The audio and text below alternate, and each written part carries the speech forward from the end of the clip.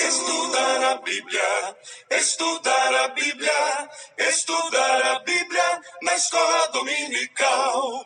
Estudar a Bíblia, estudar a Bíblia, estudar a Bíblia na escola dominical. Vem mais de Deus aprender, fortalece e faz crescer. É domingo de manhã na EBD.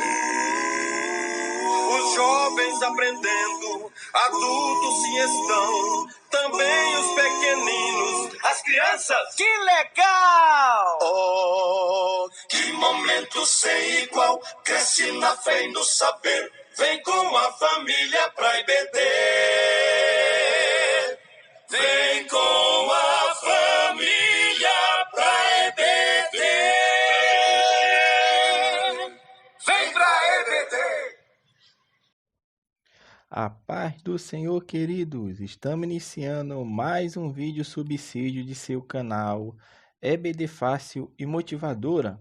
E na aula de hoje nós forneceremos subsídio extra da lição de número 11, a teologia de Eliú. O sofrimento é uma correção divina? Então, nesta aula de hoje, nós forneceremos subsídio desta lição de número 11, a antepenúltima deste trimestre e a antepenúltima do ano. Amém? Não se esqueça, meus amados irmãos, aqueles avisos de praxe do nosso canal.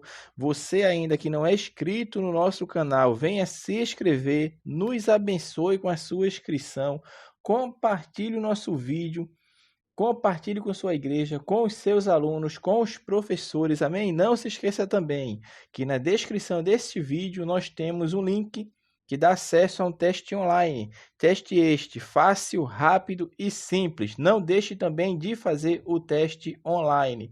Vamos lá, nossa lição de número 11. A teologia de Eliú. O sofrimento é uma correção divina? Texto áureo. O texto áureo encontra-se no livro de Jó, capítulo 36, versículo 15. Ao aflito livra da sua aflição, e na opressão se revela aos seus ouvidos. Verdade prática. O sofrimento não deve ser visto apenas sob o aspecto punitivo, mas principalmente educativo.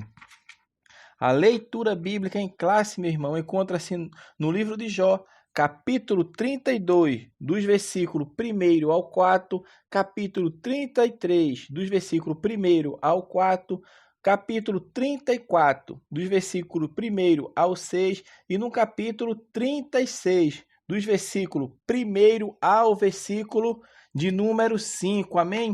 Então, na lição de hoje, nós vamos comentar a lição de número 11, a teologia de Eliú. O sofrimento é uma correção divina?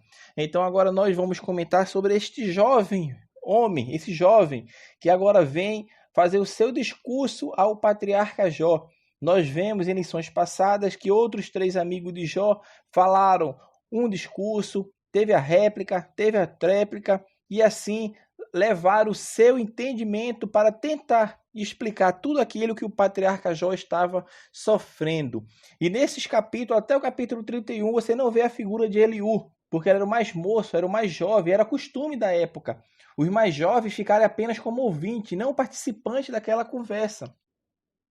Mas chega o momento de Eliú vir a falar. Então, Eliú, meus amados irmãos, esse texto, essa parte que fala sobre Eliú, certamente está no livro de Jó por inspiração divina. Ele não foi acrescentado posteriormente, como muitas pessoas acreditam, mas ele foi colocado no momento que foram feitos todos os discursos do livro de Jó. Não é um texto que foi colocado posteriormente, não. É um texto que foi colocado junto com os discursos dos outros 3 amigos de Jó.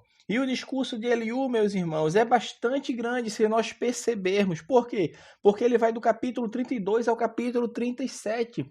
Esse discurso de Eliú, ele é maior do que 12 livros do Antigo Testamento e é maior do que 17 livros ou cartas do Novo Testamento. Imagine só quantas palavras Eliú não argumentou para tentar mostrar a Jó o qual ele estava, aonde estava seu erro, qual a causa do seu sofrimento.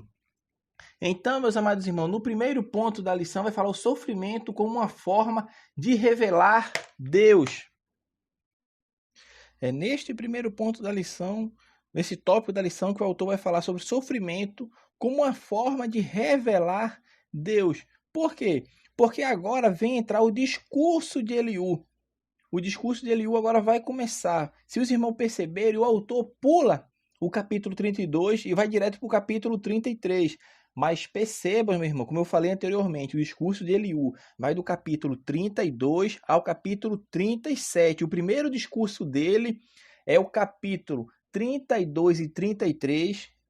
É o primeiro discurso de Eliú. O segundo discurso encontra-se no capítulo 34. O terceiro discurso está contido no capítulo 35. E o quarto e último discurso de Eliú encontra-se no capítulo 36 e no capítulo 37. Então, meus irmãos, o autor pulou este capítulo 32, mas no capítulo 32 o que a gente percebe? Vamos dar uma pincelada nesse capítulo 32. A gente percebe um jovem irado. Por quê? Porque agora ele vê que os outros 3 amigos ficaram em silêncio e a ira dele se acende. Por quê? Contra os seus amigos e também contra Jó. Se acendeu a sua ira. Porque para ele, Jó estava justificando a si mesmo mais do que a Deus. E a sua ira se acendeu contra os seus 3 amigos, porque ele falou que os seus amigos não tinham que responder, todavia condenavam a Jó. Eliú, porém, esperou para falar a Jó. A Bíblia fala, porquanto tinha mais idade do que ele, aquilo que eu tinha falado anteriormente. Eliú era o mais jovem de todos, tanto dos seus 3 amigos quanto de Jó. Ele era o mais moço desses 4 homens. Então, no capítulo 32, a gente vai ver Eliú agora falando, buscando uma resposta plausível para o sofrimento de Jó. E no capítulo 32 a gente percebe isso, ele se dirigindo a Jó e aos seus amigos, porque ele achava que Jó estava se justificando a si mesmo mais do que a Deus. Então este é o capítulo 32 desse discurso de Eliú. O autor, como eu falei, vai para o capítulo 33 e ele vai começar agora a falar sobre o Deus soberano, que Eliú vem em defender um Deus soberano, que é aquele Deus que se revela, mas às vezes ele escolhe ocultar-se. Irmão, nós temos que perceber que Deus é soberano. Deus de fato é soberano. Mas o que Eliú estava levando aqui ao pé da letra, à risca, vamos falar assim, levando à risca, era um Deus soberano que não usa de misericórdia e não usa de graça para com a criatura.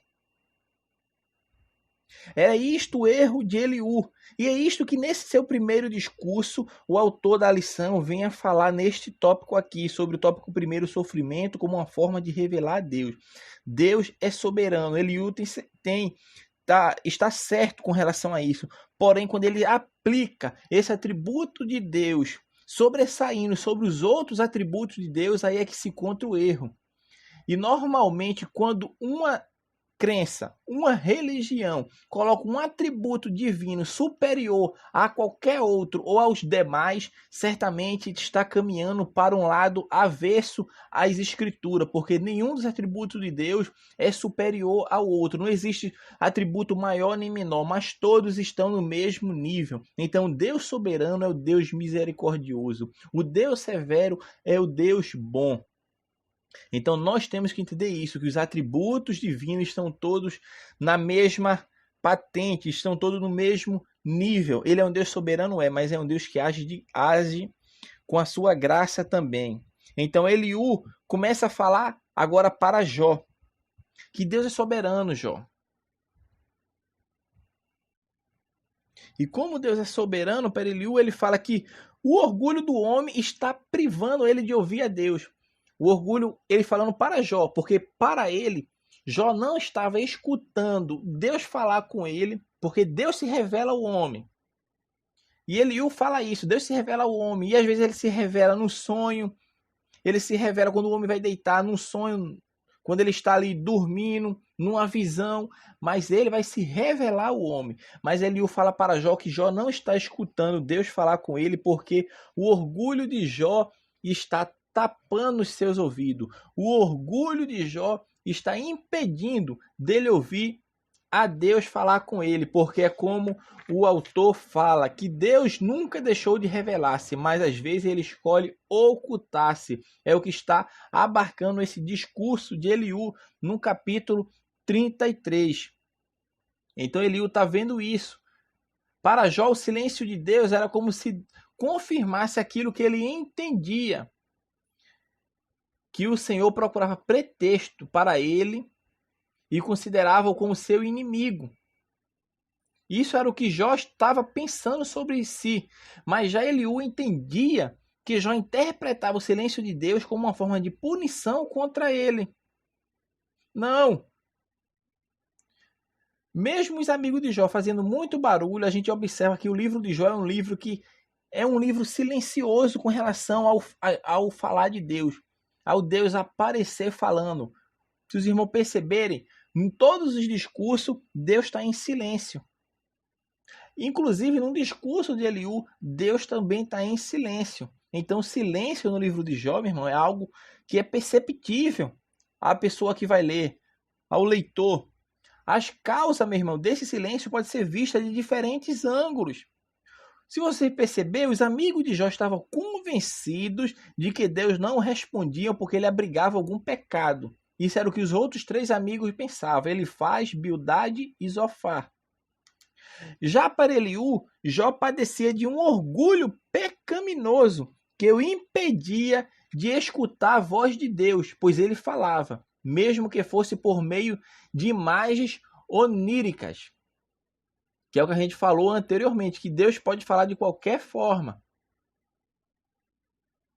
Então, meus amados irmãos, neste ponto da lição, que fala sobre o orgulho do homem privar ouvir Deus, é Eliú mostrando a sua concepção, falando que Jó não ouve Deus por causa do seu orgulho. O seu orgulho faz com que ele não ouça a voz de Deus. Já no tópico 2, que vai falar o sofrimento como meio de revelar a justiça e a soberania de Deus, o autor agora vai pegar o segundo discurso de Eliú, que está no capítulo 34. Os irmãos sabem, eu gosto de bater sempre nisso para os irmãos frisarem bem. Eliú faz 4 discursos. O primeiro no capítulo 32 e 33, e o autor abordou o capítulo 33 aqui no seu primeiro tópico. O segundo tópico ele vai abordar o capítulo 34, que está se referindo ao segundo discurso de Eliú. E neste discurso é o sofrimento como meio de revelar a justiça e a soberania de Deus. Eliú, neste capítulo, meu irmão, ele faz uma defesa da soberania de Deus.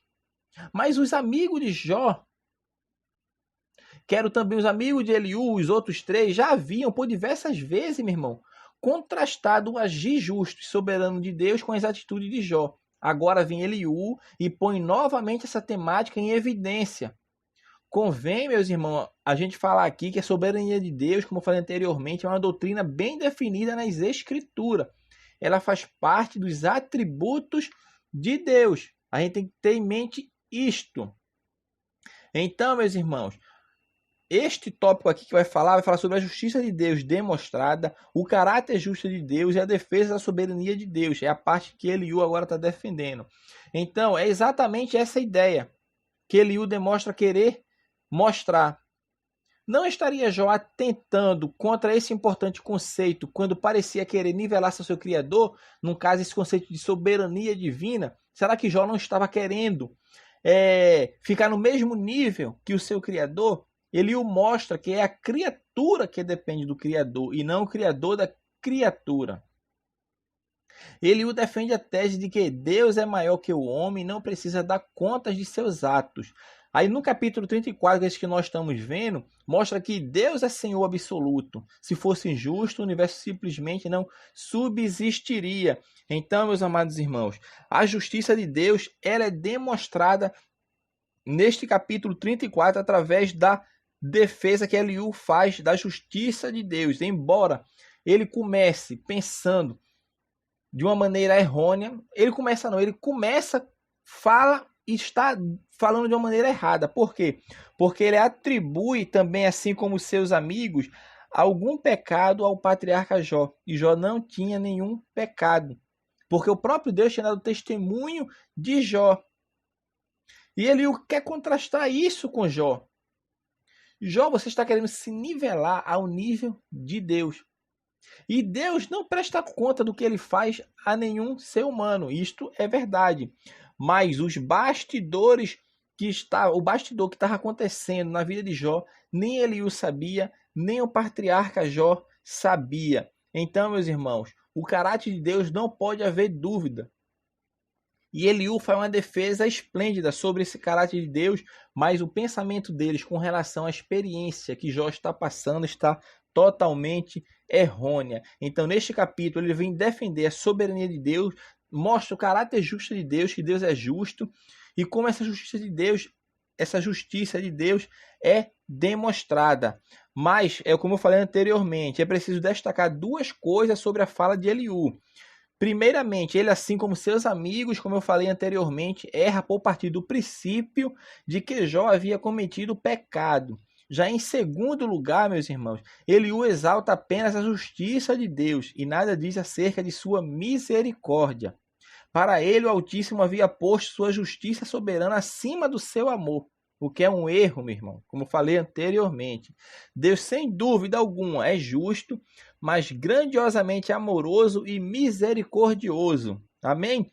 Então, vamos para o nosso terceiro tópico da nossa lição, que fala o sofrimento como um instrumento pedagógico de Deus. Então, nós vamos ver agora o sofrimento como um instrumento pedagógico de Deus. O autor pula o capítulo 35. Capítulo 35 está o terceiro discurso de Eliú. O autor não aborda o terceiro discurso de Eliú. Ele já vai para o quarto e último discurso de Eliú, que pega o capítulo 36 e o capítulo 37. Embora ele vá falar só um pouquinho do 37, mas ele vai pegar mais o capítulo 36. Porque o capítulo 36 é onde está aquela frase ou o texto bíblico a qual nós falamos no texto áureo: ao aflito livra da sua aflição, e na opressão se revela aos seus ouvidos. Jó 36, versículo 15. Então é neste versículo aqui uma importante contribuição teológica de Eliú no debate travado com Jó. Agora vem para nós esse valor pedagógico do sofrimento. Por quê? Porque ele vai mostrar que o sofrimento ele é usado como instrumento pedagógico de Deus. Então, o sofrimento ele tem um caráter pedagógico. E é uma diferença entre esse pensamento de Eliú e dos seus outros três amigos. Porque enquanto seus amigos acreditavam que o sofrimento de Jó era por causa de um pecado cometido por ele, e Jó se recusava a reconhecer isso, Eliú também crê dessa forma, mas ele vai além. Embora ele compreenda que durante sua provação Jó se comportou de forma pecaminosa, Eliú introduz a ideia de que o sofrimento ele tem um caráter o quê? Pedagógico. Então, o caráter pedagógico do sofrimento, meu irmão, está na capacidade de nos fazer refletir e voltar para Deus. Dessa forma, os justos aprendem com o sofrimento.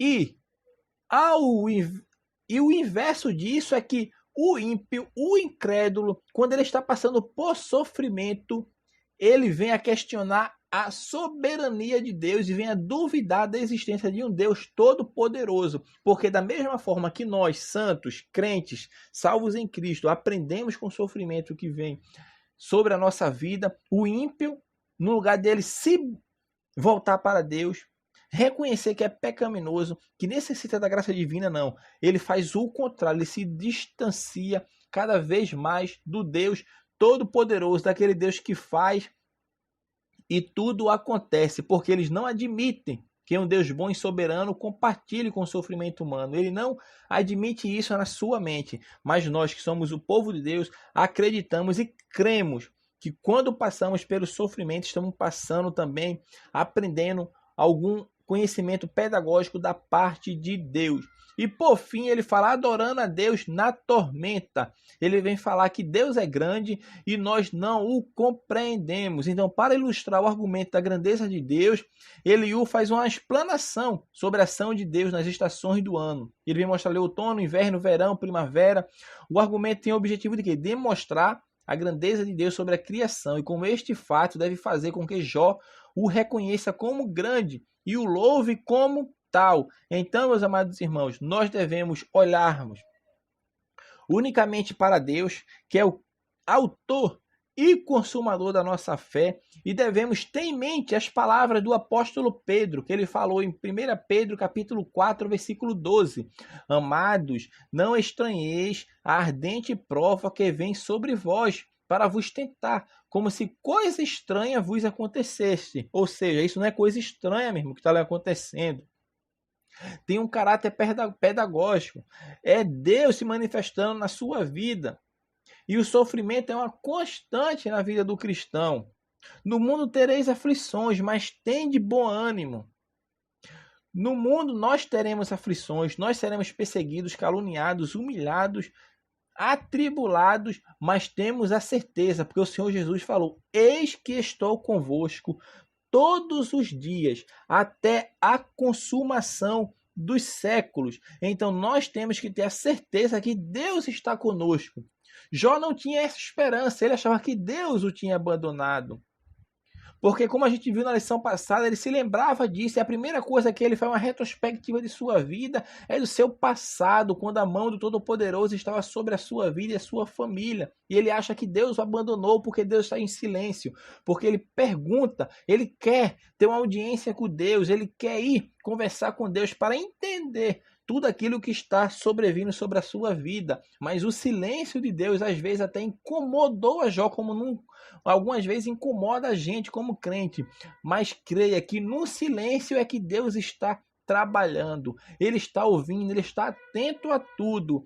Mas o silêncio de Deus incomoda a nossa expectativa humana. Mas ele faz do jeito que ele quer. E quando ele quer fazer, ele faz da sua maneira. Então o silêncio de Deus, meu irmão, não é sinal de que ele não está nos vendo, não está cuidando da nossa vida, cuidando dos nossos anseios. Não. O silêncio de Deus, eu acredito que quando Deus está em silêncio é porque ele está trabalhando. E aconteceu assim no princípio. A Bíblia fala que no princípio criou Deus os céus e a terra era sem forma e vazia. O Espírito de Deus pairava sobre a face do abismo. O que eu entendo com isso? Que antes de Deus dizer haja luz, a terra produz. Antes de Deus vir a pronunciar alguma palavra, o seu Espírito já se movia sobre a face da terra. Ou seja, Deus já estava trabalhando para quando ele desse a sua palavra, quando ele falasse, viesse a acontecer. E talvez isso que esteja acontecendo na nossa vida, assim como aconteceu na vida de Jó. Porque quando Deus se levantou para falar, foi para restaurar tudo aquilo que Jó tinha perdido. Não para lhe retribuir. Porque o livro de Jó mostra o contrário disso, essa doutrina retributiva, onde o homem faz por onde. É como se Deus fosse um Deus de barganha, que você faz por onde e ele vai lhe dar. É como aquilo que o pai faz com o filho. Se você passar na escola, você vai ganhar uma bicicleta. Se você passar de ano, vai ganhar isso. Não, Deus não é Deus de barganha, não. Deus não retribuiu a Jó por causa da sua fidelidade a Deus, não. Deus devolveu tudo aquilo que Jó tinha perdido.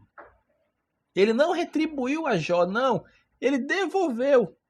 Ele renovou aquilo que Jó tinha perdido. Então nós temos que ter em mente também isso, que Deus não é um Deus de barganha, é um Deus que faz e ele faz sem interesse, sem querer nada em troca, porque a sua palavra diz, ainda que nós sejamos infiéis para com ele, ele é fiel para conosco. Então, meus amados irmãos, Deus não muda, Deus é o mesmo ontem, hoje e eternamente. O ser humano, na sua expectativa, nos seus anseios, que às vezes venha titubear desse pensamento, mas não, que possamos estar firmes na presença do Senhor, que um dia haveremos de receber o nosso galardão, não o nosso galardão aqui na terra, mas lá no céu, que essa é a nossa herança. Amém? Então que Deus abençoe os irmãos, que os irmãos continuem nos acompanhando, meditando nestas lições desse trimestre, para que possamos crescer cada dia mais na fé, tanto na fé quanto na graça e no conhecimento de Deus. Amém? Então que Deus abençoe os irmãos e até a nossa próxima aula de subsídio na Escola Bíblica Dominical. Não se esqueça de se inscrever no nosso canal, compartilhar nosso vídeo. Você que não é inscrito, se inscreva, compartilhe nosso vídeo. Também não se esqueça que na descrição deste vídeo nós temos acesso a um teste online. Teste este fácil, rápido e simples. Amém? Os irmãos vão clicar no link e vão ser direcionados ao teste online. Não deixe também de fazer o teste online. Amém? Então Deus abençoe os irmãos e até a nossa próxima aula de subsídio do seu canal EBD Fácil e Motivadora.